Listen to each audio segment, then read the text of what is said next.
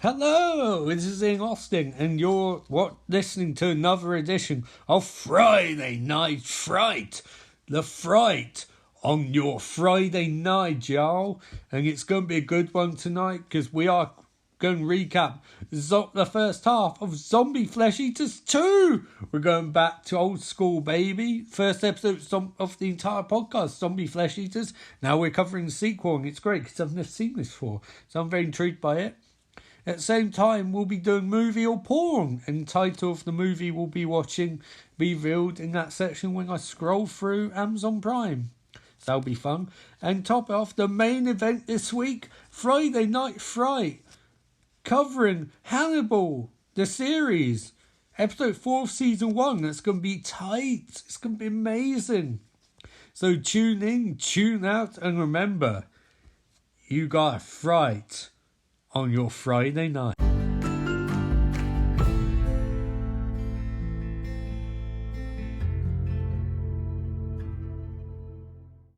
So I'm sure you're all pumped to watch this movie and hopefully watch it along with me. If not, you'll listen to me recap it. But first I want to say, can you hear that? That, if you can hear it, is the Zombie Flesh Eaters 2 menu music, and it is so amazing. It's so 80s it hurts. And I don't even know if this made in the 80s because I can't find a DVD case. But it's going to be breathtaking anyway. So I'm going to try and put subtitles on. Oh shit, wow, there's loads of stuff. I don't think there are subtitles. Oh, original Italian opening. Okay, well you can get down to that down line. Where's the... Shouldn't there be subtitles? Screw it, right, screw it, let's play feature, I can figure out. Oh, we're starting with a guy in a cryogenic tube, it looks like. That's very cool. And oh, there's scientists above him, flickering lights, and they're discussing stuff. Bear with me a sec. No, I've gone back to the start. I'm trying to get subtitles on. Nope. Nope, I've gone too far chapter-wise. How do I get subtitles on? Sorry, I don't know how to use the PlayStation controller. Nope, that's pause, right? Nope, that's go back. Crap. Guys, how do you use this to put subtitles on? I don't know how to... Oh, options, okay. Subtitles. Oh, come on, no subtitles. God damn it, fuck it. We'll have to make up our own plot. So one scientist, female scientist, hands a male scientist a drill of some kind. He looks at it. I don't think it's a dentist, but also I don't think it's a way to wait someone through a cryogenic tube. He's got a pretty rubbish haircut, and he's not very good at implanting that syringe. Oh, is he going to bring him back to life? I use the magical formula, H2O. He uses H2O and injects it into an IV drip. And it connects to the dead guy who looks like a giant baby. It's like more muscular version of Charles Xavier. I'm guessing he could walk. It's worth noting, this is a sequel in name only, because it's going to have nothing to do with the original movie, I'm sure. Anyway, Scientist Man pulls out his Acme starter kit syringe. He's injected this man with a miracle, I guess. And he's walking, looking at his creations. Said, you haven't created anything, mate. He asked for something else, and the giant babby Charles Xavier is not waking up, so Scientist Man looks very upset.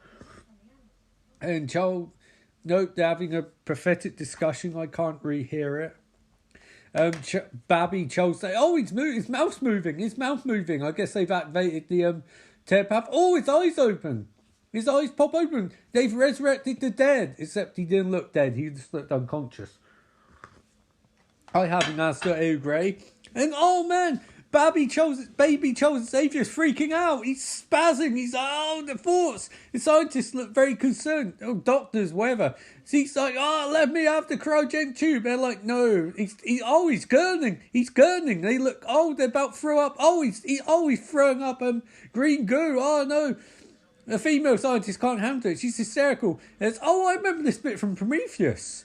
It's exactly the same. They're freaking out. You know, we didn't know that bringing someone back from the dead had these sort of consequences. Oh man, this guy, he's turning to mulch. He's like, brr, brr, brr, brr. He's throwing up everywhere. Oh, there's goo. There's green goo as he's turning into... Oh shit, he's turning into One-Eyed Willie from Goonies. Is this prequel?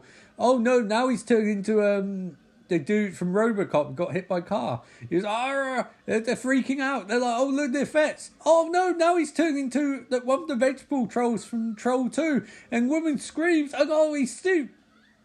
Get on with it. Seriously, we get it. You're good at making effects. Literally, that was way too long.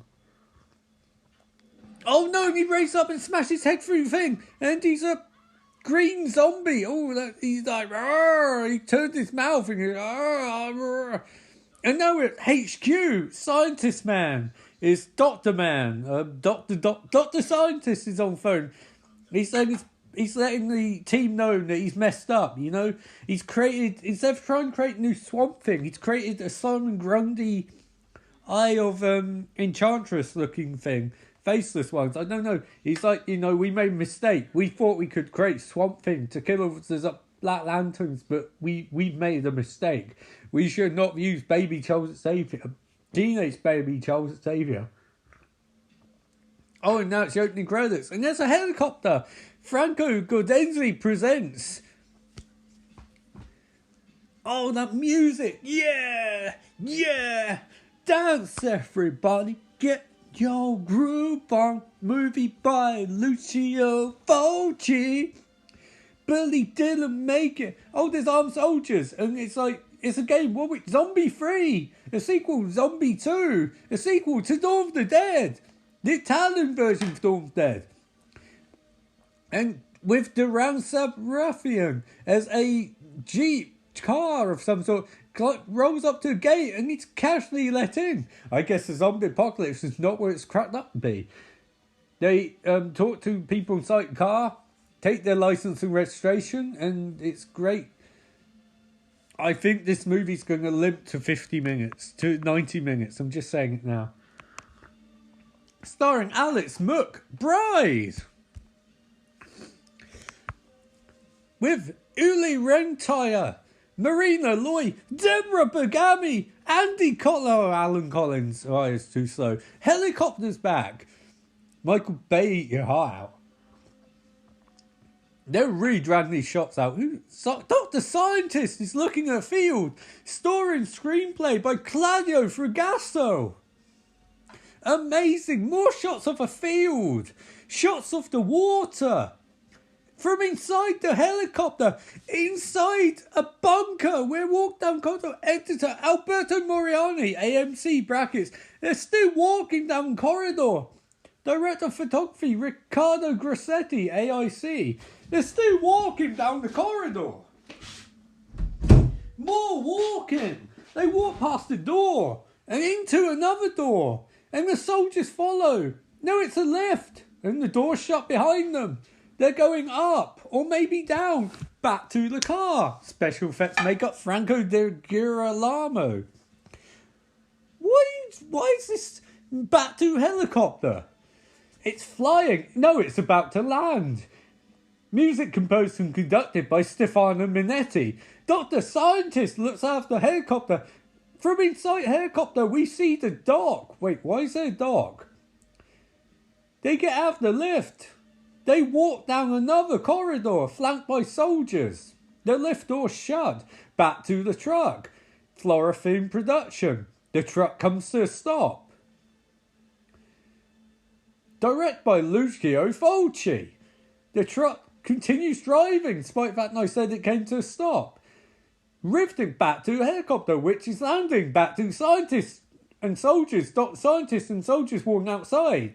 Towards the helicopter. Wow, this is bringing all the divergent plot threads together now. They're in the background. We see them from inside the helicopter. The Jeep pulls up. The helicopter lands. The scientists walk forward for the soldiers. The Jeep pulls up again. The Jeep drives. Oh, it stops. And oh no, gunfight. The Jeep scientists, revolutionaries. Oh no, the scientist goes down. Man in a white jumpsuit. He punched Dr. Scientist. He runs off with the case of Mirakuru. The soldiers are firing. But this man is running. He runs. The soldiers somehow can't shoot in spite of the fact he's running in straight line. They go for the helicopter. The man runs into the distance. Dr. Scientist begs him, get my Mirakuru back. As a soldier flies the helicopter. And wait, what? What on earth is going on? And it flies in the wrong direction. Dr. Scientist wipes blood from his mouth and realises he's doomed everyone. The man in white jumpsuit, the revolutionary, runs into the woods but forgets the helicopter can follow him.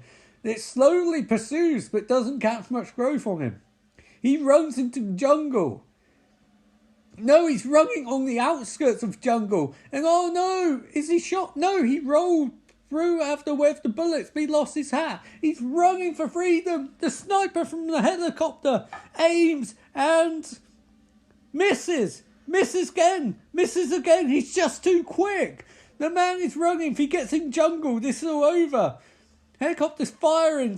Sniper is wasting loads of ammo from the helicopter. He fires, but soldiers, the revolutionaries in clear view, and he's somehow evading gunfire. How is he doing this? What on earth is going on? This man runs for freedom, and helicopter sees something but stops and continues moving as the revolutionary keeps running. I don't remember. This seems like the intro to a Swamp Thing comic. It really does. Oh, the soldier reloads and he takes aim and right to the kneecaps. No, right to the arm. The soldier grabs his arm, grabs the case. Oh no, he's gone cut. And the soldier helicopter is coming back round. He's cut. Oh no, he's released the case. Oh no. I saw this comic. This is how they create the Swamp Thing zombies. Oh, he runs into a tree and smashes his head open. Oh no, he's grabbing at himself. He's like, hail Swamp Thing, Parliament of the Green. He rips off his jumpsuit and then he comes one with nature by running to the jungle. And he runs and oh man, he's not taking his top off. He's falling in stinging nettles and running for his life. He's like, his hand is so green. He sees a Masonic temple, I guess. He runs up. He despite the fact he knows what this case that he's just cracked open does, he's still running for medical aid. He realises that he's not fit to become Swamp Thing, but he wants to become a member of the Green. So he's opening doors. A yuppie couple walking along. They see him. They look at him disgust, like, what a druggie. Honey, I think he's trying to be a Swamp Thing. Well, he doesn't want to do that. They walk off, never be seen again. This man, who could be Alec Hollands, but I doubt it, he walks into the main entrance and he slams his nasty green hand on the desk. The man behind the counter is like, no, see, you can't do that. You can't. So he throws down a bunch of green. And he's like, yes, you can do that. He's like, sign in, please. There's this man who's clearly either high or near death. Maybe both. Is let loose because he gave this man a bunch of crumpled notes. Don't count them now. Count them when he gives them to you. State of these people, seriously. Anyway, the military's jumped in, led by Colonel Rick Flag, sent by Amanda Waller. Rick Flag has been told to sort this situation out. They don't want to repeat what happens on Zombie Island, although maybe this is Zombie Island. Dr. Scientist is demanding explanations. This starts becoming exactly like Day of the Dead, except, Day of the Dead being involved in releasing the fucking virus by dropping a case to the ground. The soldiers Rick Flag walks in and goes, right, lads, what's going on here then? Dr. Scientist tries to explain, look, we want to create zombies to fight zombies. We figured if we made an army of Swamp Things, we could murder all zombies on Zombie Island. Colonel Rick Flag is pointing out the logical fallacy in that you don't create Swamp Thing. Swamp Thing is created through magic and shit. You know, like science and magic is the same thing. It's like, not in my vocabulary, boy. He talks down Dr. Scientist. He's like, I don't give a fuck. I'm out here. He's like, who's this woman, Dr. Scientist? She's like, that's Mrs. Womanly. It's Mrs. Womanly. Dr. Scientist is giving them jib, saying, well, it's not my fault I created zombies. They're like, literally, if you created the compound and you used it on a childlike, baby-looking teenage version of Charles Xavier, and he came back from dead and started spitting up blood, that's your fault. You fucked up. Dr. Scientist points out, and they have to get this man. They don't know his name, they don't know his age, they don't know where he's from. All they know is that at one point he's dressed up like a construction worker wearing a jumpsuit. Anyway, we're back to the bar with Isaac. Isaac and his son, Isaias, I guess. He's like, serve some drinks. So like, this ain't love, but he's like, serve some fucking drinks. So he walks off. We go, woman wearing a keep fit. Oh, the yuppies are back. This way round exploring characters as Isaias is walking upstairs with a bunch of water. Disgusting looking floors. He's wearing a waistcoat. He walks towards the door and knocks twice. But there's no answer. He gets angry because he wants to give this man a complimentary bunch of water. But the man won't answer. He doesn't want to answer. He's like, man, I have your water, man. Didn't you want your water? So he opens the door. He's like, you gotta have water to live, man. He walks in the room and sees a bunch of chemicals on desk. And a really disgusting lamp and even worse painting in the corner. Isaias is like, well, I'll just put down your water here. I've never been in a hotel where they've served you water before. To your room via room service. But hey, Zombie Island might treat things differently. Isaias realises no one is round, or if someone is round, he's in the bathroom doing a massive shit and walks out of the room because he doesn't want to interfere. Why would you walk in the room? Why wouldn't you just be like, water? And when they didn't respond, walk off? Oh, he bumps into a very small woman, and bumping into her is so dangerous that he smashes into the wall and cuts his finger open on a piece of broken glass. The construction dude is literally turned into a Solomon Grundy Swamp Thing combination. He's like, no, I'm not right, Alec Holland, no. As his hand goes all gnarly and starts bleeding green goo, and he doesn't seem to think this is particularly worrisome. It's slightly disconcerting that his hand and face are turning green, so he grabs a knife and thinks, well, I'll have to cut my hand off then. And he grabs it, and he cuts. And he cuts in one fluid motion. Jesus Christ, this guy has super strength. And blood goes everywhere. Literally, it's a stupid... Oh, I get why he cuts his hand open, because when he gets bit by a zombie, we can rationalise that, hey, it's actually this guy's fault being such an idiot and getting bum tackled into a wall. Bum rushed, even. The, Isaias walks off as, Jenny, the maid, walks into another room, and they knock, but then they just open the door anyway. Why bother knocking? She opens curtains and she lets some air in the room because it stinks of shit and cum and ass. She rolls back in bed and she finds, there's green goo everywhere.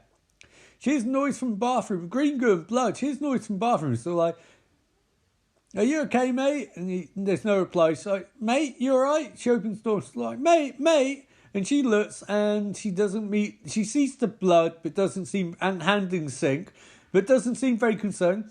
So her face, wait, what? Her face is put gently against the glass, and somehow that causes her to bleed internally. And because the zombie's hand smashes her head. No, it's smashed. Gently places it into glass and wipes it on glass. Oh, the revolutionaries are here. It's Task Force X. Amanda Waller's backup plan. She's got to stop these zombies by any means necessary. A bunch of people run out of the hotel and told, get the fuck out of here. Get out. Task Force X, the Suicide Squad, led by Captain Boomerang, who's got a machine gun for some reason. They're being uncovered. Captain Boomerang's like, Isaac, what are you doing? There's Isaias. He's like, man, I'm bleeding. Why is Isaias turning into a zombie? Oh, his hand is gnarly and he doesn't seem very concerned. The soldier's like, upstairs. Deathstroke's nowhere to be seen. You've got Deadshot and Captain Boomerang leading for a bunch of jobbers. And Captain Boomerang's there. They bully a woman out of a room. They're like, get the man, get man, get man. And the man shaving is pushed against the wall as they forcibly take the razor off him. They push a bunch of people around. They're like, oh, I got to smash down the door. Why would you need to? It was casually open. As Captain Boomerang points out, it was sort of like, get the fuck out of the way. They kicked the door down, walking, although the door was open before.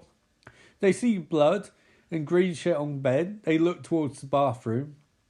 And they see, which the door's shut now. Is this... Oh! The woman's being impaled against the door with a knife, but not eaten. It's, oh shit, it's, I don't know who he is, but anyway, the soldiers run off after someone.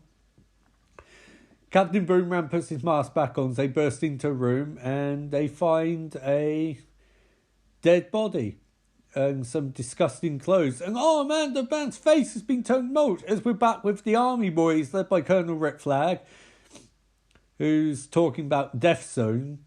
And this guy is a serious actor, by the way. You know, what an actor, what a man. I don't know who he is or what he's done, but he's seriously. I believe this man is a serious actor. He's talking on the phone, there's a bunch of equations behind him. He's saying they have to stop the zombie infestation by any means necessary. His name says Morton on his back. Oh, and Dick Cheney's behind him. Dick Cheney looks very concerned, you know, wondering if he'll have to shoot any more deer or anyone by accident. A bald man behind him. Oh, they're going to put body in the incinerator. But as we learn from Blackest Night, that doesn't stop zombies, you know? You need colour of the emotional spectrum to stop zombies, and I don't think you have it. Although, I mean, these are like different zombies. These aren't Blackest Night ones. These are more like the Parliament of the Rock ones, I guess. Arcane. In fact, I think Arcane's responsible. Arcane, obviously, is... William Arcane something, who's a bad guy in Swamp Thing, who antagonises Alec Holland and tries to fuck his sister or daughter or whatever her name is, or niece, I don't know, one for two. Anyway, he's a nasty piece of work, and he is Herald of the Rock. As scientist looks at the door and thinks, that won't work. And then zombies burnt up, all chemicals get out through the chimney. Not really way thought out. And now, oh man, they've turned into weaponized aerosol. No, and all the flies are turned into zombies. Oh no. And oh no, it's got out to civilizations. We see a highway from a window. And I bet those people weren't told they're going to be in this movie. It's a high rise, and it's... Oh, it's a radio station. Alan Scott is commentating. He's discussing the news of the day. You know, he got kicked out of Gotham for various things. Nope, that's not Alan Scott. That's a... I don't know what DC character that is. I'm just going to call him DJ. DJ Man. With his favourite superheroes. Powers, and he can DJ on radio. He is talking absolute shite. I'm not really paying any attention. Yeah, he's fucking about with switches and putting songs on and stuff. And hey, it's Boombox Man, my favourite DC superhero and his buddy, Jib Jive Man. No, these guys, I'm going to call them Ed, and Eddie. They're driving down the road, listening to Boombox, cruising for chicks, but yeah. Anyway, they drive through a archway of some kind. These guys are like guys from Hostel, Ed, and Eddie, you know. They're driving down the road being assholes. They're driving behind the bus and all women are waving at them. They're like, hey, baby. They're singing along to their favourite song. They see a woman and they start freaking out. They're like, oh, boobies. He's like, hey, man, look, tits, man, tits, hello. And women's sort of like, hey, we're in this movie because they needed more female characters. But we loved you. And they're like, hey, man, we love you too. And oh, they're blowing kisses. And they're beckoning each other. And guys like, grazie. And they're pulling up to the bus. And the women and guys do blowing kisses at each other. And there's free. You know, there's free Eds for free Anns. Free Eds for free Anns. Anne, and Annie. Anna, Annie, and Anne. Oh, there's more women. Oh, this is getting complex. There's 5 for free. Whoa, the maths doesn't add up there. And no, it's a guying bus. So there's... 5 women and 1 man to split between 3 men. Wow, that's... Oh, there's another man. Wait, what? What the fuck is this? Is that Dr. Scientist's son? That guy looks exactly like Dr. Scientist. And this guy looks like a fucking plastic toy. With his face. It looks like a wax... Oh man, and Anna goes to expose her breasts, and Ed's are like, oh man, we're going to see some tillies. But she doesn't, and they're like, oh, you tease, we clap you, grazie. And we see a radio station, and oh, we're back to DJ Man. Why do we have to see outside? Why did we go to that bit? I guess it's tying in with him because he's recording shit. Oh, and there's a woman in a car, a blonde woman, who looks like Mary Winchester. In fact, fuck it. It's Mary and John Winchester driving along in a crappy car. And she's like, hey, let's hunt monsters. And he's like, no. I don't hunt monsters for years. You know this. Stick to continuity. And she's like, it's an alternate universe, John. We can do whatever we want. We don't have to have 2 kids named Demon and Sam. And he's sort of like, I want to fuck some monsters up. She's like, let's go fuck some monsters up. Because my day's dead because I made a deal with the devil. And he's like, Azazel's not a devil. Mary's like, shut the fuck up, John. You'd be dead if this was normal continuity. Anyway, they're driving along in the Impala. The Impala's red now, just go over it. And they're discussing, generic shit. You know, that sort of awful banter that Mary and John Winchester would have if, both of them are still alive. And yeah, they're driving along in an Impala, just a guy and a gal, looking for adventure. Oh man, they find a bunch of dead birds on the road, and Mary Winchester's like, that's an omen. John's like, no, it's not. The omen's moved by Rich Zonger, and she's like, shut the fuck up, John. Look, we gotta investigate this. We're hunters. And John's like, fine. And they step out the car, and he looks at birds, and he's like, you know what? This isn't natural. And Mary's sort of like, what could have caused it? And John's like, let's call Bobby. And Mary's like, no, birds are still alive. You only call Bobby if the birds are dead. And look at birds, and one bird turns its head. And the bird flies up. Oh, it pets John in the face. John Winchester's down. Oh, man, Mary grabs him. So like, John, you're too dumb to live in any reality. And the birds are twist their nets. But Mary's like, no, I'll save John. She grabs him and starts singing Carry On My Wayward Son. And then we cut away to the trucks, Dharma Initiative trucks. Oh, there's tea. Cold tea, I'm back in a sec.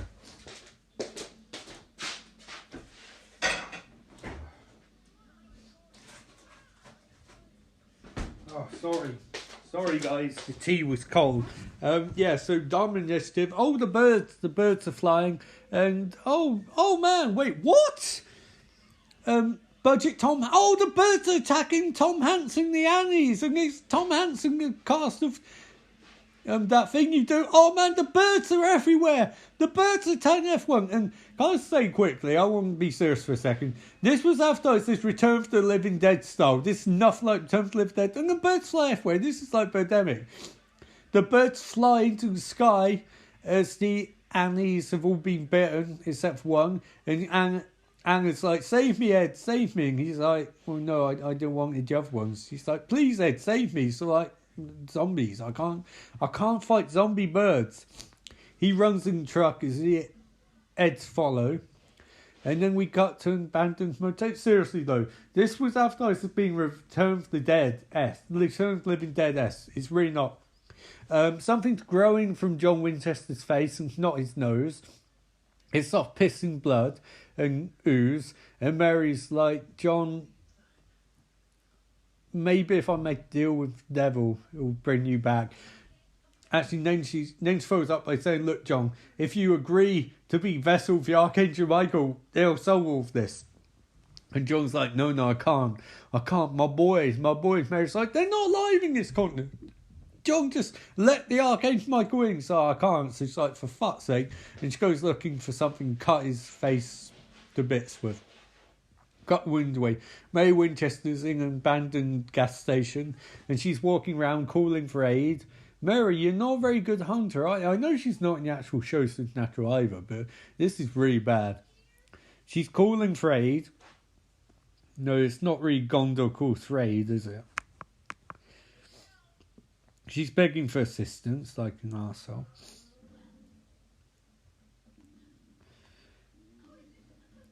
Mary hears noises and starts freaking out. And guys, this isn't very good, is it? It's really... If you're watching long, I apologise. She knocks over a bunch of cans of soup. This is just... I wouldn't say boring, but... Zombie Flesh Eater seems to move a lot quicker because it was like a nice tropical take on zombie genre. And this one's just... I mean, it's saying it's inspired by Return of the Living Dead, but I don't remember fucking zombie birds in Return of the Living Dead.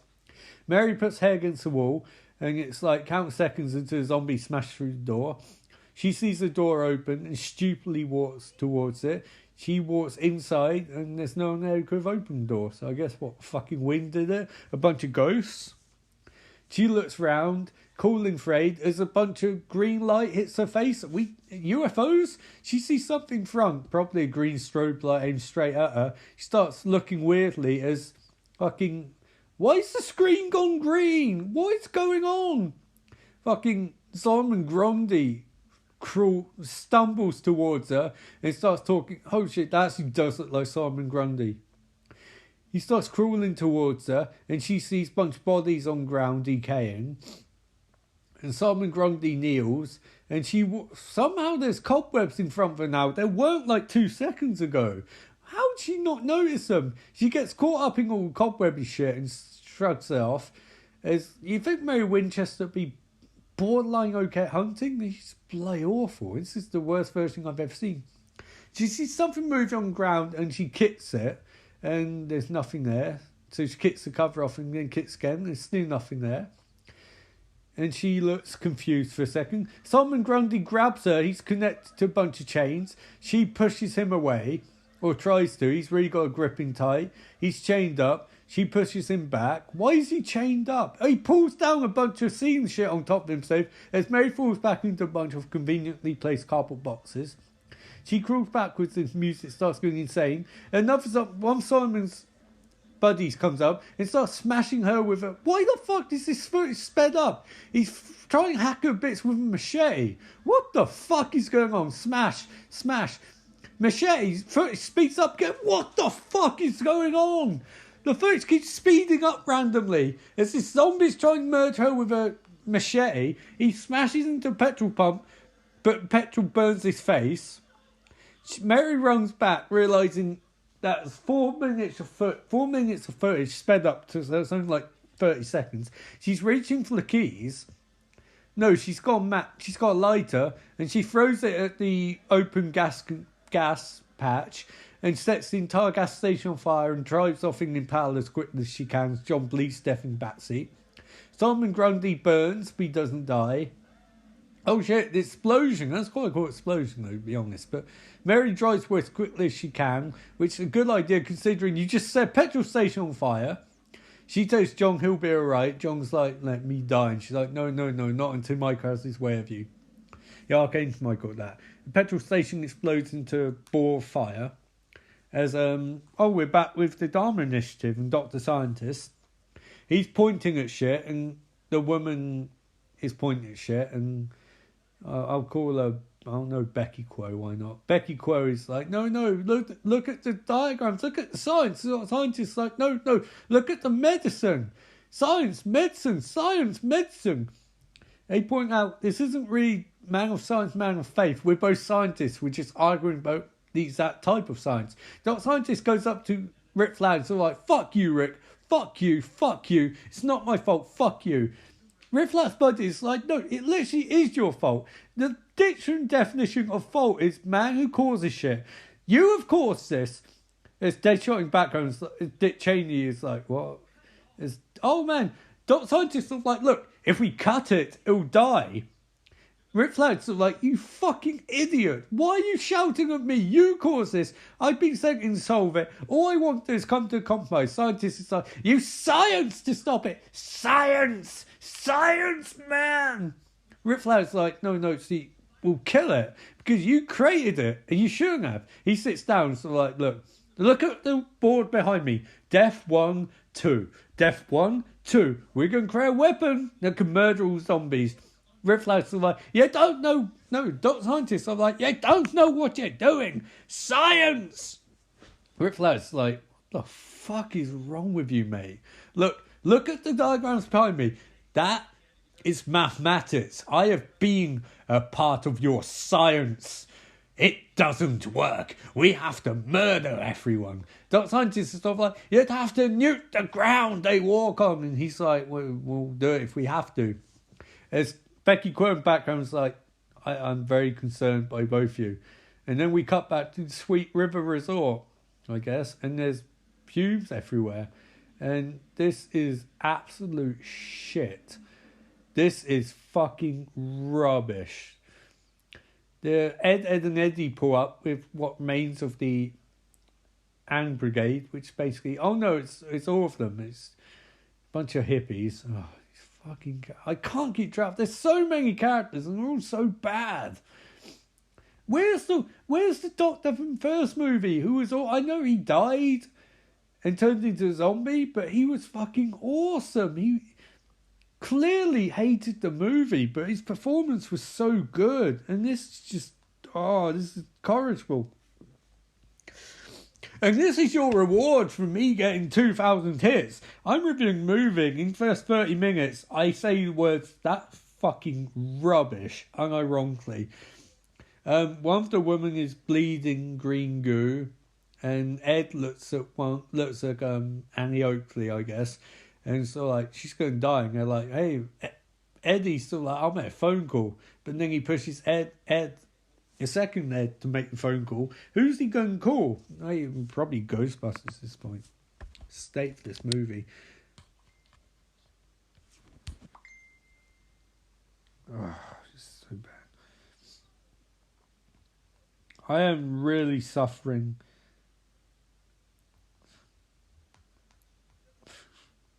I suffer so you guys can be amused.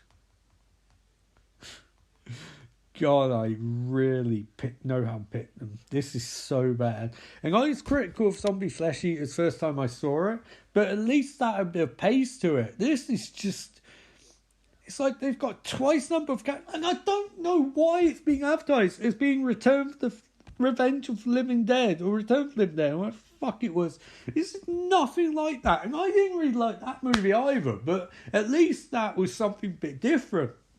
This is, I mean, was Lucio Fulci generally crazy or something?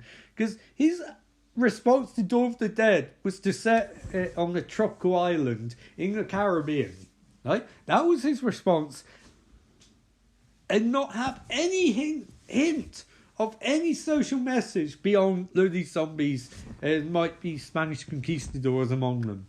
That was it. And his response to Return of the Living Dead, or Revenge of the Living Dead, whatever the fuck it's called, was to set this in a resort which has nothing to do with what's going on, to have the zombies bleed green blood, to have Solomon Grundy in a fucking cave behind a gas station, and to have Ed, and Eddie in there.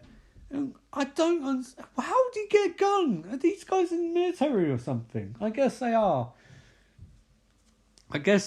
but I don't really understand. It just seems like this doesn't really seem thought out much. And apparently there's an opening in Italian.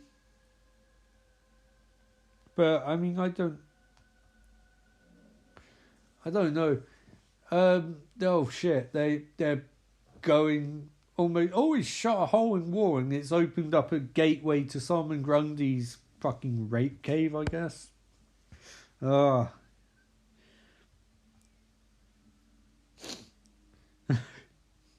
This really is bad.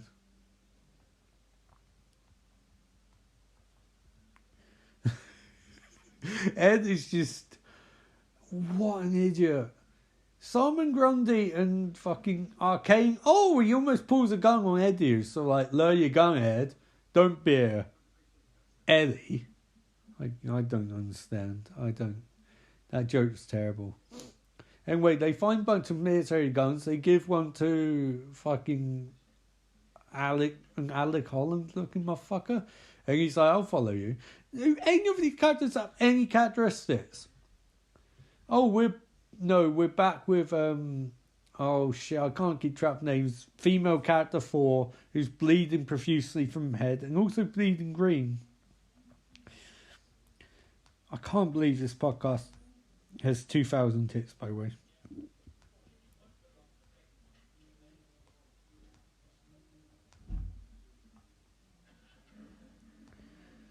I know you're probably wondering why sound potters in and out. Is because sometimes there's nothing to say. But hey, 2,000 hits. Wow, that's fucking... I can't believe that. Like, it took from August to fucking December to get 850. And now we're up to 2,000. And that's like, we've done a couple of hundred already in February. And it's literally like, what? Fucking... Not even... It's the 4th of February. And I jumped up a couple of hundred since fucking Friday. That is crazy, guys. That is insane. And the insane part is that it means I get to watch more movies like this, which is absolute dog shit in every conceivable way. And in about 7 minutes, I will stop part 1 because I'm doing this in 2 parts. I was going to do it in 2 parts anyway, so I'd do one of these and Handball Watch. But I'm especially doing 2 parts now. This is fucking rubbish. Rip Flag is barking at someone on the phone like an arsehole. Blah, blah, blah, blah, blah, blah, blah, blah, blah, blah, blah. Task Force X, Suicide Squad makes $700 million worldwide.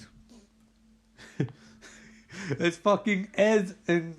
You're not a couple. He pats the woman's head. I don't even know what female character 3. Ed pats her head. What?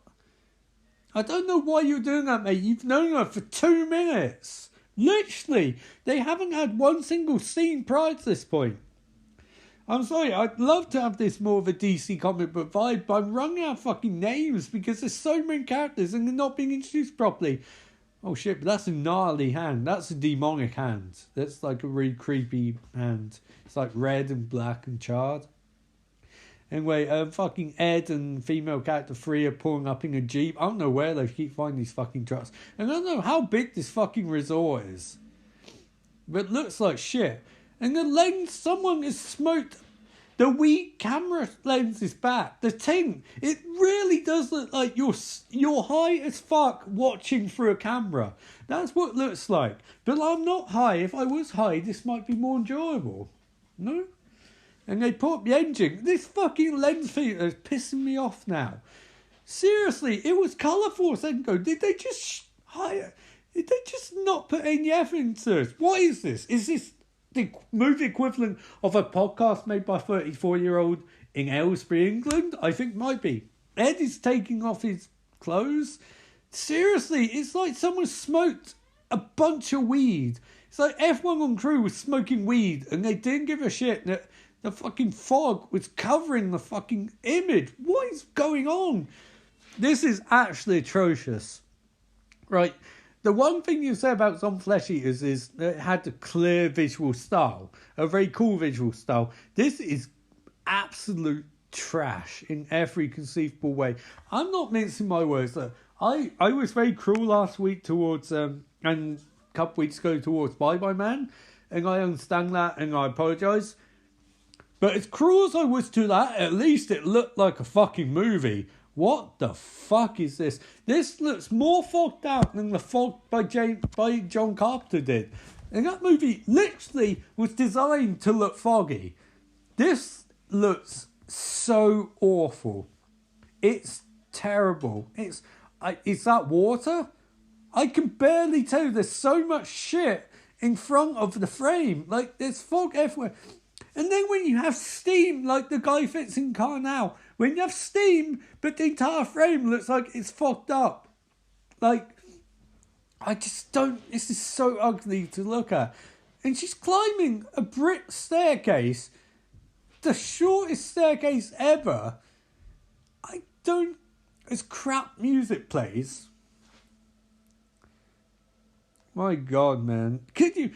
Originally my idea was to do this as a fucking season 2 finale. Fuck that. Oh shit, fucking Eclipso's at the bottom of the stairs. He's like, rah, rah. what is going on with these zombies, man? Jesus Christ. Eclipso, using the black diamond, starts upstairs with his little ratty fucking feet. And he's climbing the stairs more and more. You ratty looking fucker. Seriously, I don't understand. Are these meant to be zombies? Because they're not acting like zombies. Like, I really think Lucio Fulci made his like, City of Living Dead's fucking rubbish. Oh, Eclipso pushes a woman out the window into the water. I mean, that fits with character of Eclipso. It's just a dick for no reason, but that's really bizarre. As it's a slow motion for jumping water, but her voice is in normal motion. Oh, she's still jumping, she's drowning, and Ed jumps in water after her. And we hear glass smashing for some reason. Why the fuck did we hear glass smashing? As he climbs over this woman who should really know how to swim.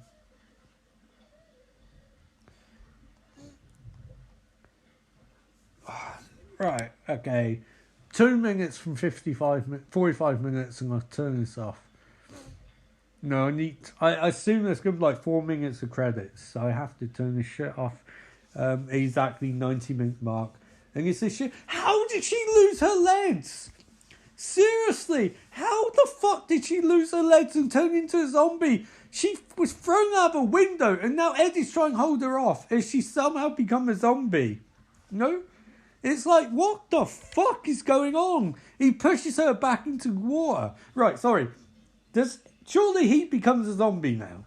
Surely he would become a zombie. If the water turns into a zombie, surely he'd become a zombie. But he doesn't look like it. So Ed runs off and realises the water is what turns people into zombies. Oh shit, there's a zombie walking up towards him. And Ed sees it and sort of like, dude, you zombie? And he jumps up climbs a bit of branch and kicks the zombie in the face and he runs off. And he falls on the stairs and Ed is running up the stairs. As a zombie smashes through the wall, zombie ninja. Ed fends it off. And 3 zombies are coming after him. 4 zombies. Ed is like, you don't look like zombies. What can I parkour off?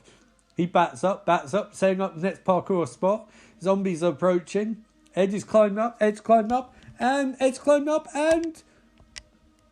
we pause it there at 44 minutes, 27 seconds. Wow, that was, and how will Ed escape this? I don't know, but I will say that so far this is fucking abysmal in every conceivable way. And I am glad that I have to wait a weekend to get back to this, because I really don't know what to say. This is shit. This is absolute shit.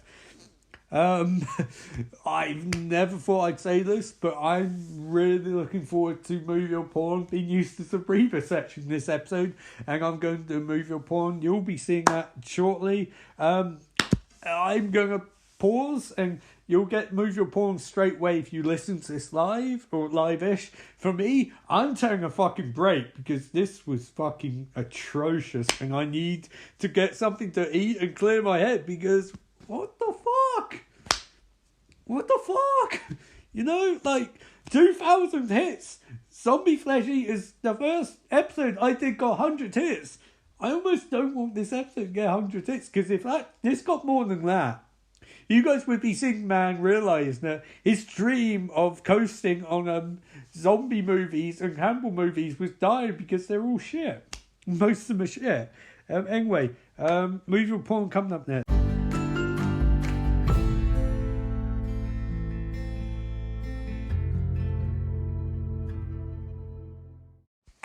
Hi guys, so it's Ian. I recorded an entire Movie or Porn on section 10 minutes of a movie and then a little few minutes afterwards discussing it on a movie on Amazon Prime called Beast. Unfortunately, Anchor decided not to record it properly, so it doesn't exist. I'm very sorry about that. The movie essentially is about scenes of ostensibly about a red-headed woman who has various adventures. Apparently it's about a serial killer who murders victims and she's going to be his next victim but isn't, I guess. I don't know, I didn't get that vibe from watching it. It's technically a movie, it's not really porn, although I get the impression by skimming through it after the first 10 minutes didn't show anything that it was going to wind up porny elements, but mainly it just has a really creepy, rapey vibe to it. There's a lot of, especially at the end of the 10 minutes, there was a bit where it's bordering on sexual assault or the implication of sexual assault, and that's very uncomfortable to watch. So yeah, I wouldn't recommend it, and while it's a shame that those 10 minutes aren't recorded for prosperity, it was pretty rubbish from what I saw. And I think I'll take a few weeks off from this feature because I don't like watching movies with really rapey elements to them. So I'll see you in a few weeks for the next movie or porn. And I'll see you in a second for Handball Watch.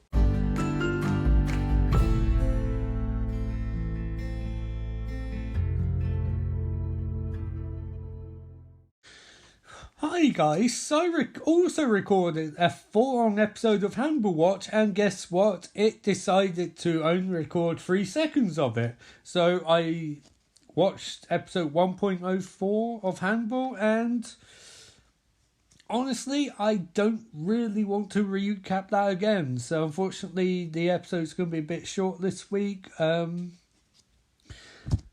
It was a decent episode, Handball, and I'm going to go straight to the wrap up. So I apologise in advance. I did watch the whole thing. I did do a recap of it, and unfortunately Anchor hasn't recorded it. So I will do my wrap up in a few minutes. Well, not a few minutes, a few seconds for you guys. I keep forgetting. A few minutes for me, a few seconds for you.